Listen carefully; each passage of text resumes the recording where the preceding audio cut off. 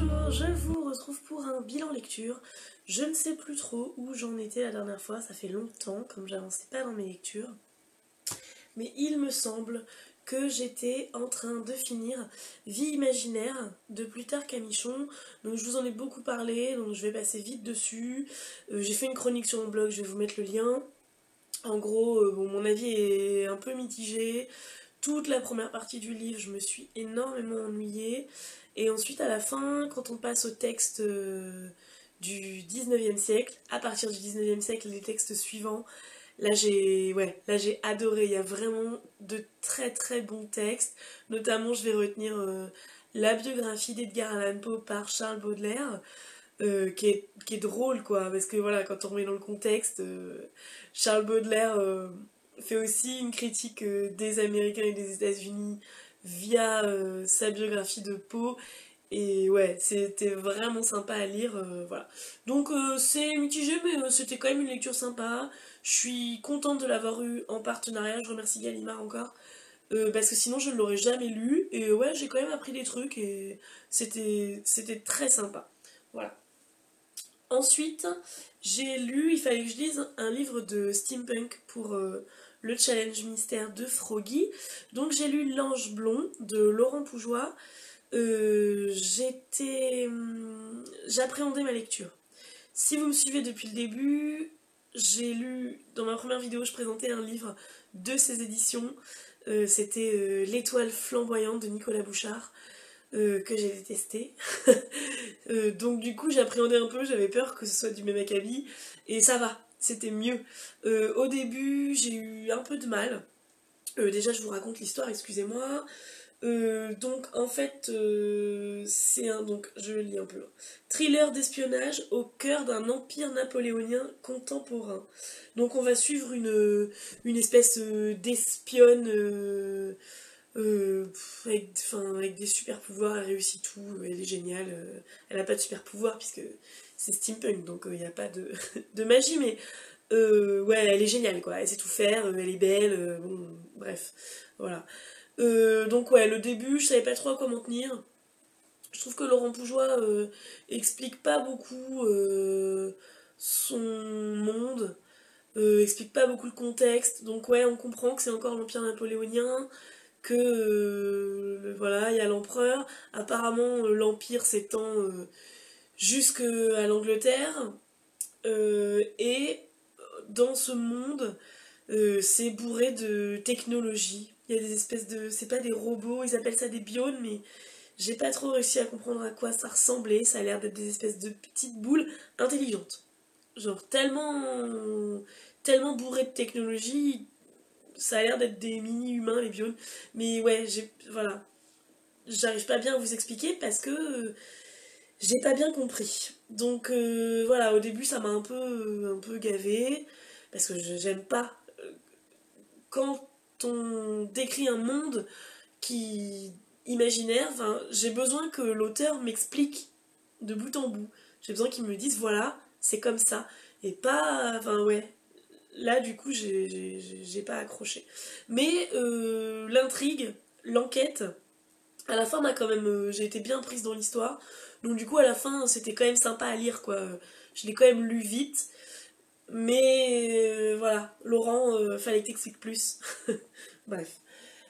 Ensuite, j'ai fini Ravage, donc de Barjavel. C'est vraiment pas mon préféré de Barjavel. Donc du coup, il a écrit en 1941 et il décrit un monde qui se passe en 2050 ou je ne sais plus. Donc voilà, c'est son... Lui, comment il imagine que la vie sera dans plus de 100 ans. Donc voiture volante, etc. C'est assez sympa de voir quand même comment il imagine le monde évoluer. Il y a des bonnes pistes et il a quand même été assez visionnaire. Le livre est en 3 parties. Donc une première partie où il présente le monde, et donc là, contrairement à Laurent Pougeois, il explique vraiment complètement comment est le monde, comment il a évolué. Voilà, et ça c'est bien, j'aime quand l'auteur pose les bases. Donc première partie, on a les bases du monde, c'est sympa à découvrir. Deuxième partie, le monde s'écroule. Troisième partie, les héros partent en quête d'un lieu de survie, on va dire. Donc la première partie c'était sympa, sans plus. La deuxième partie, je me suis un peu ennuyée. Ouais, c'était un peu répétitif, il se passait pas grand chose. Le monde était pourtant en train de s'écrouler, hein. Mais ouais, c'était pas génial. La troisième partie, la quête, j'ai vraiment beaucoup aimé. C'était très intéressant. J'avais envie de savoir comment ils allaient s'en sortir, ce qui allait se passer. C'est un peu horrible, ce livre. Enfin, voilà, il y a beaucoup de morts, il y a beaucoup de scènes assez trash. Mais ouais, c'était cool. Je voulais dire quelque chose sur la troisième partie. Oui, on voit les hommes retourner un peu à l'état de bête. Et ouais, c'était intéressant, c'était bien écrit, comme d'habitude. Voilà, Barjavel, il écrit bien. Donc c'était sympa. La fin, ouais, la fin, c'est un peu tiré par les cheveux, quoi. Mais bon, non, franchement, c'était pas mon préféré de Barjavel, mais je suis contente de l'avoir lu. C'était quand même encore un très bon Barjavel. En ce moment, je suis en train de lire, comme je vous ai déjà dit, Le Fou et l'Assassin de Robin Hobb. J'avais un peu peur d'être complètement perdue, parce que ça fait longtemps que je l'ai lu. Et non, Robin Hobb, elle est trop forte, quoi. Elle, avec subtilité, elle nous redonne les éléments qui nous permettent de retrouver la mémoire, quoi, de bien se rappeler. Et je retrouve sa plume, et en fait, j'adore. J'avais oublié à quel point j'avais aimé l'ambiance et les personnages de l'Assassin Royal.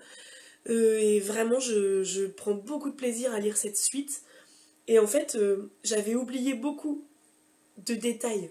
Il y a tellement de tomes dans l'Assassin Royal, j'avais oublié beaucoup de choses. Et là, au fur et à mesure, où on retrouve les personnages, où elle re-raconte les événements qui s'étaient déroulés, etc. Et je me dis, ah, mais j'avais oublié ça, j'avais oublié ça, j'avais oublié ça. Et en fait, je me dis, mais c'était génial, cette série, vraiment, en fait, il s'est passé plein de trucs. Et ouais, c'était vraiment génial. Donc du coup, là, ouais, j'ai lu 80 pages, je crois. Ouais, 70 pages. Donc je suis encore au tout début. Et voilà, ça se met en route petit à petit. Mais vraiment, c'est un bonheur de retrouver Fitz et les autres personnages.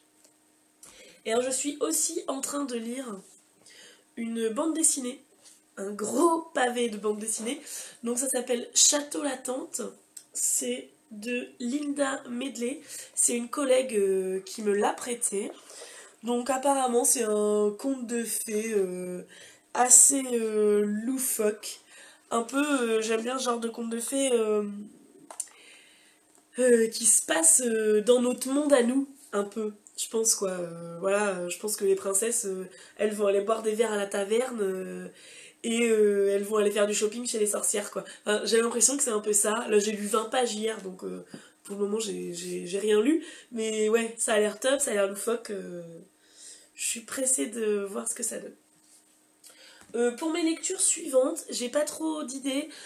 Pour un challenge, le challenge mystère de Froggy encore, je dois lire un livre sur le thème de l'hiver. Et je ne sais pas quoi lire. Donc si vous voulez bien, si vous passez par là, allez voir ma pile à lire sur Livre Addict. Je vais vous mettre le lien en barre d'infos. Et me choisir un livre. J'avais pensé au Fiancé de l'hiver parce que j'ai très envie de le lire. Mais à part le mot dans le titre, est-ce que ça rappelle vraiment l'hiver? Je ne sais pas. Donc du coup, si vous voulez bien aller fouiller ma pile à lire, ce serait cool. Je vous remercie d'avance. Et sinon, je suis en train d'organiser une ELC avec Hélène. J'espère que c'est pas grave que je le dise, que c'était pas secret. Voilà, elle a parlé dans sa vidéo prévisionnelle de La couleur des sentiments. Moi, ça fait hyper longtemps que j'ai envie de le lire et de le découvrir. Donc bah voilà, allez, c'est l'occasion, je me lance avec elle, donc bah, je vous en parlerai bientôt. Là, on est en train de discuter pour mettre ça en place. C'est cool, je suis pressée. Et je vous avais parlé aussi dans une vidéo du fait qu'une de mes collègues m'a prêté Les Dames à la licorne de Barjavel. Donc elle m'a dit que j'avais le temps de le lire, mais je pense que je vais le mettre dans mes lectures prochaines. Voilà, ben, c'est tout pour mes lectures en cours. J'espère que vous avez apprécié la vidéo. Si vous avez envie de réagir sur certains livres, n'hésitez pas, au contraire. J'aime beaucoup quand vous me laissez des commentaires. Et voilà, ben, comme d'hab, vous avez tout en barre d'infos. Bonne soirée!